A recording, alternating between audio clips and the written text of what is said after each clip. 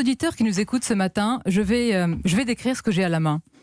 Un masque de protection. J'ai ce masque de protection parce que vous rentrez d'Italie, monsieur le ministre. L'Italie, c'est le foyer européen de coronavirus. J'ai ce masque parce que les Français, tout simplement, les Français, les citoyens, se posent beaucoup de questions autour des mesures de précaution.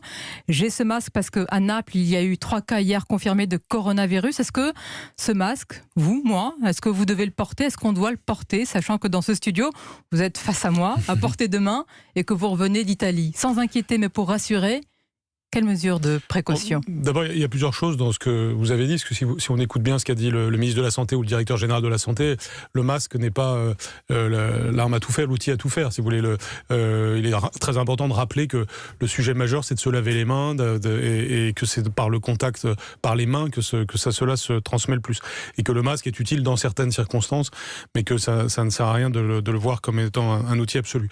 Alors ensuite, vis-à-vis de moi, on s'est serré la main tout à l'heure, mais je pense qu'on se les lave régulièrement. Et hier, j'étais à Naples, qui est dans le sud de l'Italie. Nous étions avec le président de la République et une partie du gouvernement. Naples n'est pas dans une situation spécifiquement problématique. C'est l'Italie du Nord, vous savez, qui est touchée. Justement, c'est l'occasion de dire qu'il faut savoir différencier les lieux. Et puis, c'est aussi l'occasion de dire que nous travaillons aussi à l'échelle européenne et internationale sur ces enjeux.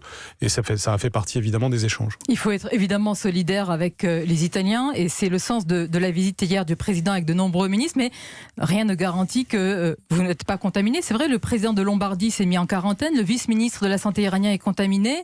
Ce sont des précautions pour tous. C'est important de le dire aux Français de manière générale. Il faut prendre des précautions dans tous les contacts, mais il n'y avait pas plus de risque à être à Naples hier que dans telle ou telle autre ville d'Europe. Donc, loin de tout esprit polémique, il y avait véritablement une légitimité à être sur place hier avec le président et de nombreux ministres, même s'il y a une période de crise et une forme de paroxysme en Italie. Cela montre tout simplement qu'il faut avoir des réactions proportionnées.